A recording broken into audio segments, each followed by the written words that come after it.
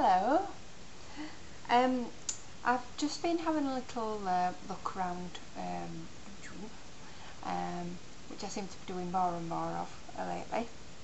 I think I'm getting a little bit addicted, actually, but never mind. And I noticed that at the moment there seems to be an awful lot of people doing movie reviews, or as we like to call them in the UK, film reviews.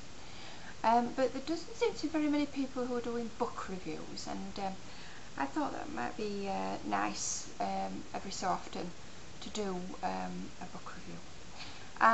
Now, it will only be an occasional series because I don't read books very quickly. In fact, I usually read in bed. And I usually read about 4 or 5 pages and then I start not enough, and I have been known to wake up with the book in my hand still. So it does take me a long time to read a book.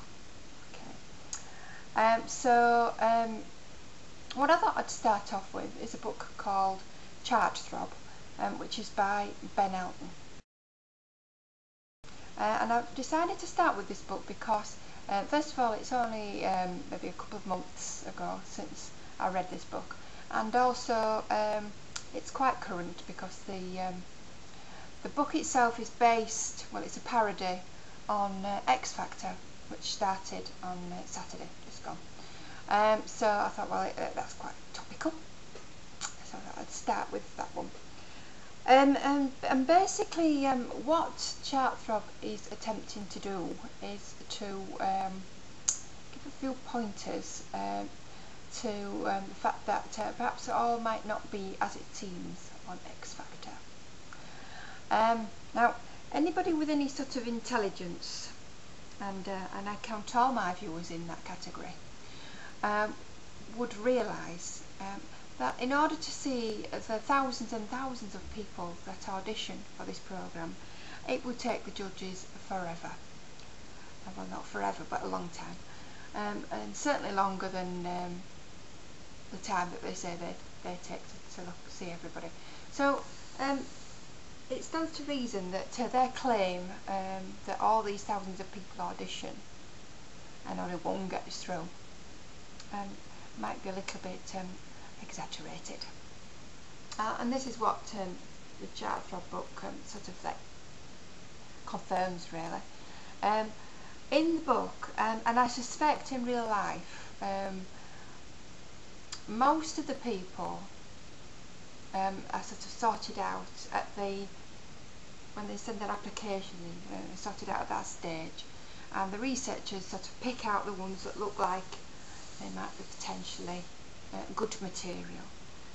And then from there on in, the researchers sort of see these people and decide whether or not they're good enough to go through to see the judges.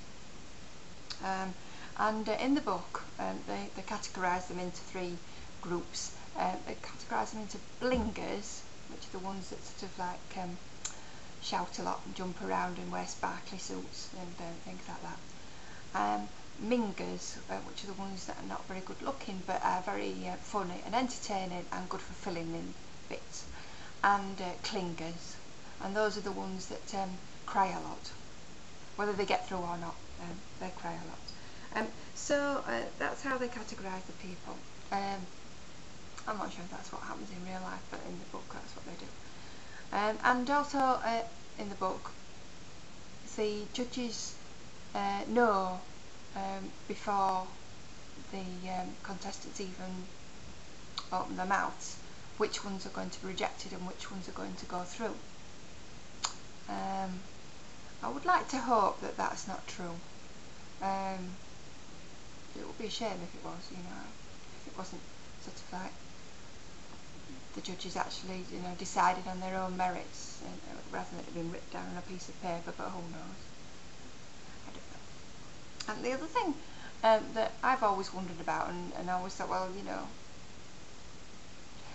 it's quite obvious to me that when they get down to the performances and they pick the 12 people that get through to the live performances, the way that it works is that they perform, the public vote, and the bottom two have to perform again, and the judges decide who gets through.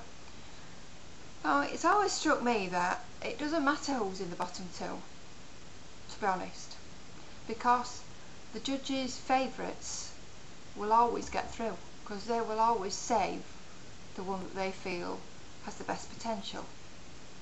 So the public could vote for anybody, really, and the judges will save their favourite. And the only time that is going to alter is when they get down to the last two, when it is the public that vote. But by then, I mean, the bottom two, well, not the bottom, yeah, the top two are actually probably the judges' two favourite singers or groups or whatever anyway, so I mean, they don't care who gets through by the time we get to that stage. So really, that's my thoughts on the book. I'm really trying not to spoil it for anybody, because it is a good book. It hasn't spoilt the series for me, I have to say. I'm still watching it and enjoying it, although on Saturday it did make me think that perhaps some of it was staged, because what happened was before, well, at the end of the last series, Simon Cowell decided that he would sack Louis Walsh, which was a bit of a headliner. And of course I started the new series with 4 new judges, well, not 4 new judges, Simon Cowell and Sharon Osbourne was the same again. And then there was Danny Minogue and this American man, and I was thinking, what is his name, and I have no idea, but he's an American man, a very nice looking man. I think he's a choreographer. Who he is, I don't know, but on the show it came across that he wasn't gelling with the other judges, and they played that up really quite a lot. And of course Louis Walsh came back because Sharon was missing him, and Simon knew there was something wrong, but he couldn't quite put his finger on it. That's what he said. And of course, that particular show attracted 10.2 million viewers, which in the UK is a lot of viewers. In other countries like America, I mean, that might not seem like a lot, but it's a lot in this country for one programme to get that many viewers. So it did the trick, and I'm guessing that really they did it on the first programme to keep the viewers up, to keep the ratings up. And I think, maybe I'm being a bit cynical, but I think these type of shows, yes, they're entertaining, but they are all about ratings, they are all about money. It's a bit cynical, that, isn't it? But I'm sure that is a large part of it. But for entertainment value, 10 out of 10. So there we are. If anybody's read the book, I would be really interested to know what you thought about it. Whether you hated it, loved it, disagree with me, agree with me, whatever you like. I'm not bothered. You know, what you want to say, just say it. And I'd be really interested to hear your viewpoint about it. And maybe if you haven't read the book, I might have.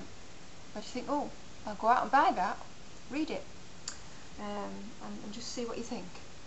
Okay, so thank you for listening to me ramble on again. And in a few minutes I'm going to get in that bed and read another book and probably nod off again. And I'll see you again soon. Bye bye. Penny Lane.